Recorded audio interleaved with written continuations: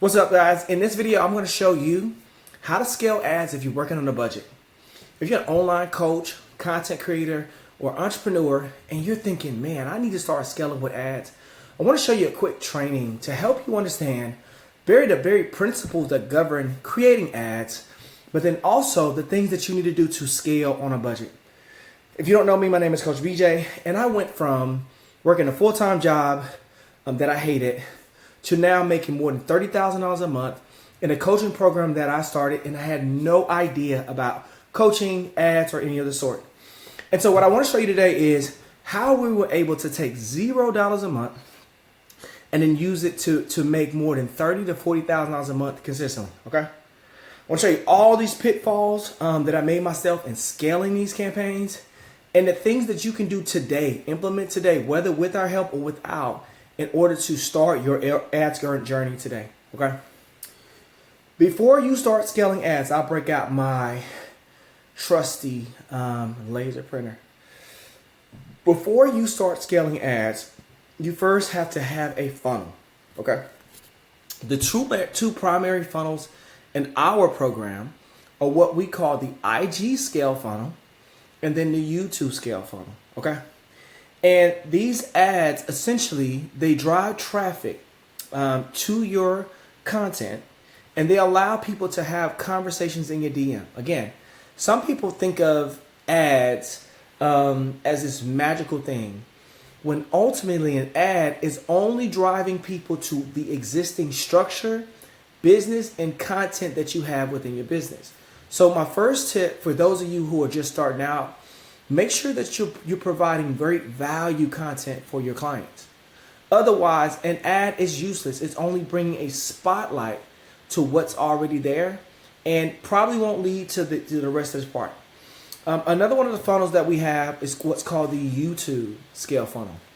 And essentially, these two funnels allow us to draw in prospects, allow us to begin to have conversations with potential customers, to warm them up, and then to get them on a call and then to close the deal, okay? And so this is kind of the process. I want you to think of it like this. So just imagine there is an outer space that has an unlimited amount of people. And the only way that you can get someone to your planet is a probe or an ad, okay? The ad is simply a lead generator that then gets people to follow you, okay? So the goal is to get ad exposure to then get a follow, for that follow of people to then go through your content, and then in a DM, the person has a conversation with you or with somebody on your team. And then from there, let me get my trusty laser. Then from there, those people get on a call, and with the right type of sales script, they move from a call to becoming a client, and then you fulfill your offer, okay?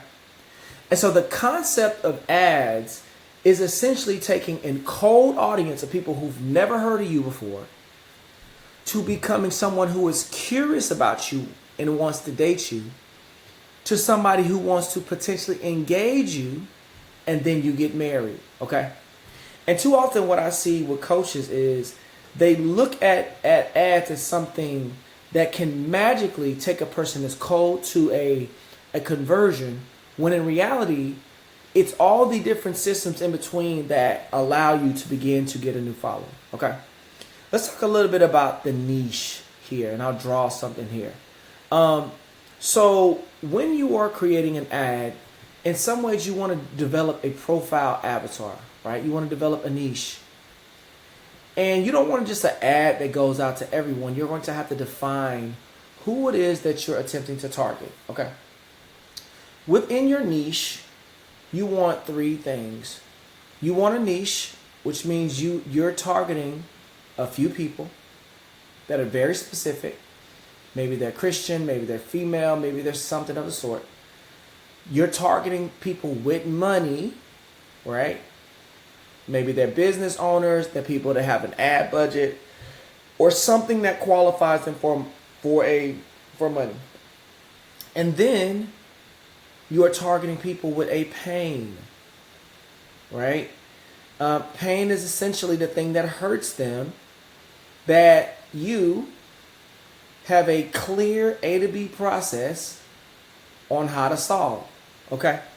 And so developing a niche allows you to craft your ads in such a way that it speaks to your audience. I hope that makes sense, right? So the niche allows you to craft an ad that's going to attract the right type of audience. And this is what we call audience aggregation. Is that it's not just about people who've known you from high school. It's not just about people who follow your content. What you're trying to do with your ad is to create an audience of people who are yearning for a specific problem to be solved. And your offer is the solution to the thing they've been looking for, but your content is warming them up to a conversation. Okay? And so before you build the ad, you have to get clear on your offer. You have to be clear on your niche. And you have to be able to identify the people that have money that will be able to pay you for your solution. Okay? Hope that makes sense. Let's talk about using a structure, and let's talk about the money that you spend on ads. So, okay, let's say when you start spending an ad budget, okay? Once you get into spending an ad budget, your goal is to turn $1. So let's say the goal is to turn $1 into $3 to $10. Okay? Y'all gotta forgive me. I'm still on this. So the goal is to turn $1 into $3 to $10. Okay? And when you can spend $1 on ads and consistently make 3 to 10, this is what we call money multiplication. Okay? That means that the more you put in, the more you get out. And then you're able to quantify and qualify how much you'll need in order for you to invest. Okay? So this is what I want you to think about. So what you want to do is you want to start thinking, if I spend, let me give you an example. So let's just say you spend $10,000 on an ad. Okay? Let's do 10K. Realistically, if you're doing the money multiplication, you should be able to get back anywhere from $30K to $100,000. Okay? And that's because ads are not necessarily just about the money you spend. It's about the money you make and the ROAS. Okay? So again, if you can do something on a small scale, what we want to do is make sure that our ad is winning so that as we scale, we're only adding to the budget to multiply those things. Okay? Let me give you another lesson on this. So once you figure out your ads are working and that you hit the money multiplication, this is another issue that comes up. So let's say we have an ad that's working and we're spending $50 a day on it, okay? One of the mistakes that I've made and other people have made is that we say, okay, this ad is working, so what I'll do is, instead of me putting $50, I'm gonna put $150 into this ad. What I would encourage you to do is not to put $150 into an ad, but to then take, let me add this, the next $50 and to put it into a new ad. And I'll tell you why, okay? The goal is for you to then multiply horizontally, okay? So if you have $150 that because you have grown in your revenue and you're able to invest it in ads, what you want to do is you want to take that money and you want to spread it out among other ads so you can diversify your reach, okay? And what this does is it allows you to scale horizontally, okay? So now we have, instead of one ad at $50, right? At $150. Let me put this in there. So instead of one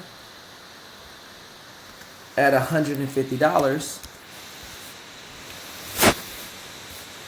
we have three at $50. That makes sense. And this is so that as we build out our retargeting ads, we build out our structure and our strategy, we're able to then scale our performance. Okay. And let me just talk about this. So about scale. So let's just say you spend, let's talk a little bit about reinvestment. Let's just say you spend a total of $4,000 on ads. Okay. And out of that $4,000, let's say you spend $4K on ads. And let's say you make $16K in revenue. All right. So the mistake is if you spend $4K on ads, $16K on revenue, that's a $12K profit. Okay. Instead of taking that money and going to go buy a new car, or going to go buy a new watch, or going to go stunt somewhere in a club, your job is to then to take that money and to reinvest. So let's just say the next month, right? Because again, you know that if you spend $4,000, you can make 16. The next month, let's say you pocket that 4K and you spent $8K on ads, and then this time you make $32K in profit. Okay, which will leave you with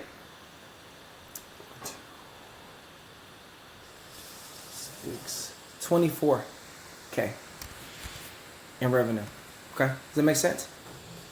So the principle of reinvestment is essentially this: is that when you get your ad money, it's kind of like the drug game. Okay, there's a saying in my neighborhood: don't get high on your own supply. In the ad game, the goal is not to take your money and to spend it. It's to reinvest it into product. Does that make sense? Right? So your job is to take these ads and to say, okay, I spent $4,000 on an ad. But once I spent the $4,000 on an ad, I was able to make 16 in response in a pay, which gave me $12,000. My next month, I'm going to put $8,000 into ads with the expectations that I made $32,000 back. Okay. And so let's just talk about this last point with growth and scale. At a certain point, what starts to happen with ads is that you start to make so much money that you yourself can't take on the calls. Just think of this, y'all. As a coach, at a certain point, you start taking all kinds of sales calls, or we'll call it discovery calls. You coach in a program. You potentially could be in the inbox doing setting. You are trying to come up with media, and you're in front of the camera, trying to create new assets for your editor, and you're doing design, and you're speaking, and you're coaching, and you're doing all the different things. Once you hit a certain amount, and really it's about $40,000. Once you hit that amount, this is what you're going to do. You're going to contract a team, okay? And the reason why you're going to contract a team is because the team then allows you to scale and to get back your time. And so here's just a few people on your team. You're going to hire a setter, and that's someone who can be in the DMs and talk to prospects as they watch and consume your content and allow them to potentially get on a call. You're going to hire a closer. That's a person who is hired just like you. That's a coach that's going to get on a call with warm leads talk about how you can solve their problem, and provide a potential plan. You're going to hire a client success manager, and that's someone who's in your Slack chat inside of your school group, and their sole job is to make sure that your clients are getting the results that they paid for. You're going to hire a virtual assistant, and that's someone to do all the admin tasks. And then you're going to hire a video editor. And essentially, this is how you create your media. Once we reach $40,000 a month, you're going to hire and you're going to delegate so that you can have this essential aspects of team and create scale in your culture. Okay. If you're an online coach and you're like, yo, Coach BJ, this makes so much sense to me. I want to scale with ads. Again, we can never guarantee results for this, but if you book a call down below, it'll be super valuable. We'll kind of walk you through where you are, the path we've seen people take, and where you want to go. And if we can help, it'll be a super valuable call. If you're like, Coach BJ, I don't know if it's worth getting on the call. I don't know if I have the money. Don't even worry about it, right? Take this information and tweak it. Try it. Try it with $50 and see what happens, right? I would just hop on and we'll chat with you and get a sense of where you at, where you want to go. And we've got some really cool options to make sure it's a perfect fit for you. So again, if you're an online coach and you're trying to implement this, you say, Coach, I don't know what to do, go ahead and click the link below and book a call with us. And let's see if we can help you with your ads and where you're starting out to scale.